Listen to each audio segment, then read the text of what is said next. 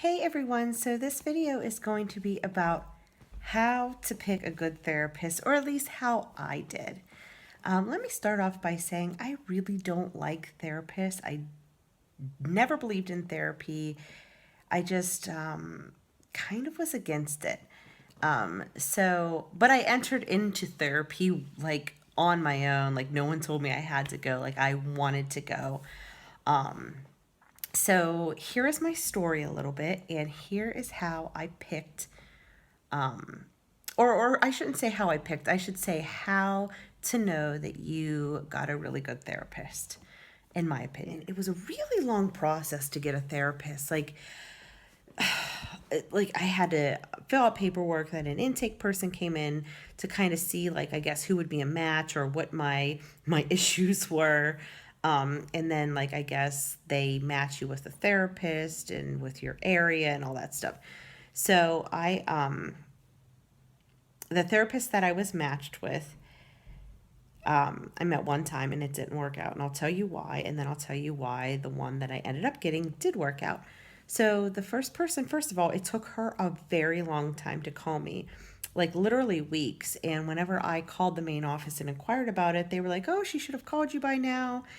And then something about, oh, she had another phone number for me, which was weird because I never gave another phone number.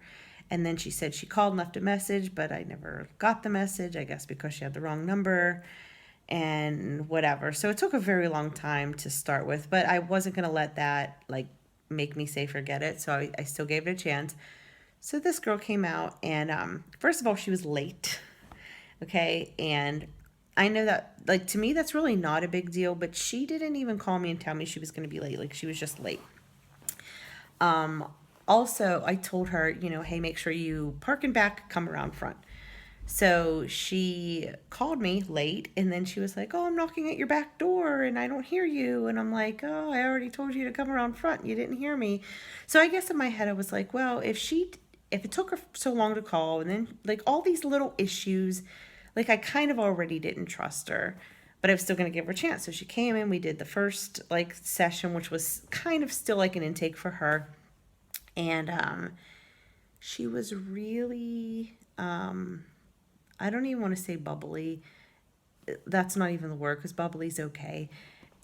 It was like she was really intense and very talking very fast, and she seemed like she was a very smart person, and she had like it all planned out, and she's like, this is what we're going to do week 1, week 2, week 3, week 4. And so I feel like that probably does work with some people. And I will tell you right now, therapy is very individualized. One therapist could be great for one person, but terrible for the next, and vice versa. So I just knew that it wasn't going to work. It just wasn't going to work with her. But I still did the whole session. And my daughter, who is almost going to be 3, but she was almost going to be 2 at the time, like just didn't like her. I know that sounds silly, but I feel like kids kind of can get a sense of somebody. And my daughter cried the entire time, and I don't know. And then just the way she was talking, and I got more anxiety. And I'm thinking, oh, if I'm in therapy, I shouldn't get more anxiety. And I know when you're in therapy, it kind of does bring up feelings that give you anxiety. But it wasn't because I was really talking about things. It was just because the way she was being is I was getting anxiety. So I knew that wasn't going to be a fit. So I ended up like calling the main office and saying like it's just not going to be a fit with her. And let me tell you, I wanted a female therapist because I have a lot of really bad experiences with men in my life, and I absolutely wanted a female therapist, no questions. So when I called, they told me, well, we don't have any more female therapists, for your area that are available. And I would have to have like this guy. And I'm like, oh, nope, forget it. No, I'm just done. And like she talked the guy up and said, he is really compassionate, and we have to tell him to be more aggressive sometimes, and just just really like talking him up. But I was almost like, fine, whatever, but I knew I wasn't going to see him. So very short time later, which was good, but at the time I wasn't expecting a call from the guy. But a very short time later, I got the call and I didn't know it was him, and I accidentally picked up the phone. And as soon as I found out it was him, I was like, "Oh no, I'm sorry, I can't talk, busy," and I like cut him off real quick. And the whole conversation lasted about a minute, but he had said something about, I don't know, like he was really nice on the phone, and he didn't seem, just because I'm a pretty good judge of people, like really quickly, I think, and he just didn't seem like an ASS. And I don't know, he said something about he was going to do something nice for somebody, or whatever he said, but I kind of got a good feeling about like what he said. But I still cut him off, and I was like, okay, I'll call you later. And I'm like thinking, no, probably not going to call him. But then I thought about it. I'm like, oh, well, maybe one time, and I'll give him one chance, and then I'll know that I don't like him, and then that'll be it. So I did let him come one time, and guess what? That was my therapist for over a year. First of all, my daughter didn't cry the whole time because I think that she just kind of, I don't know, didn't feel threatened by him. Not like the other girl was threatening towards my daughter, of course, but I don't know. She just didn't like her. And I know that sounds silly because she was one. How can I tell? Like, I'm her mom. I could tell she just didn't like the girl. And this guy, like, while she wasn't all, my daughter wasn't all like, oh, happy and everything, it's not like she didn't like him. I guess she didn't view him as like a threatening person. And I didn't either. So, anyways, I just knew like it was a good fit. And that is the number one reason I think why therapy works for some people and why it fails for some people. Yes, there could be other reasons, but I just personally think it's the number one reason.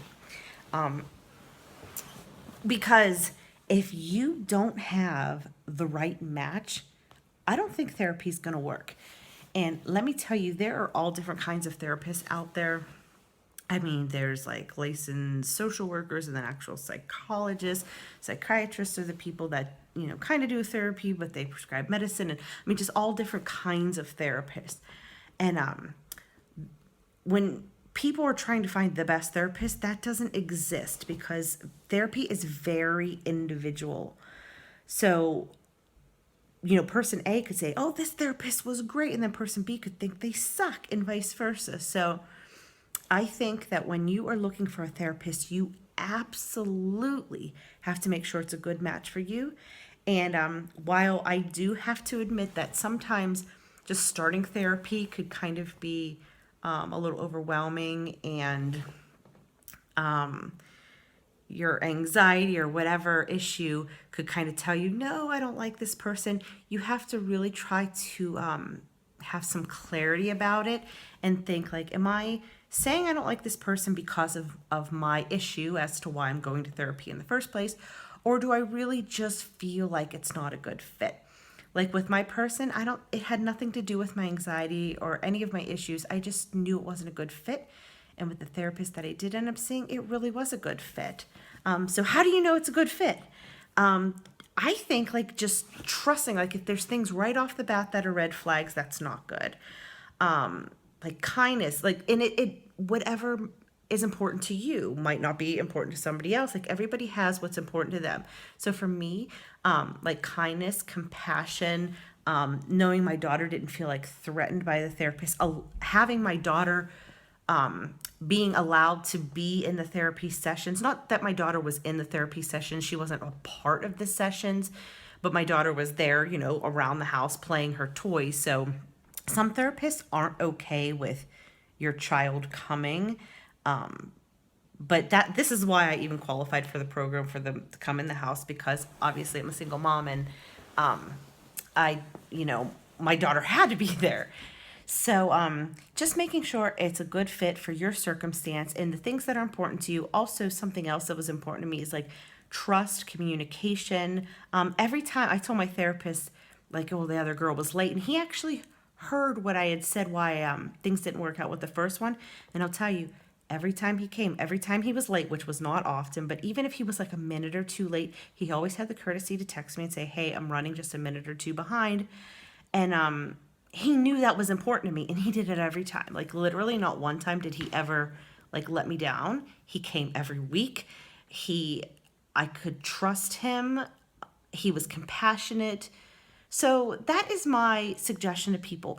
find a list of things that are important to you. And I know maybe it's kind of hard in like the first session to see if they're going to meet all those requirements. But I do have to say, if there's no red flags and your gut says that it's good and you know that you're making the right decision, not because of maybe like any mental issues that you may have, but just like trying to really find that clarity and knowing, okay, like I really don't like therapy, but I have a good gut feeling about this person, just that means so much. It really does.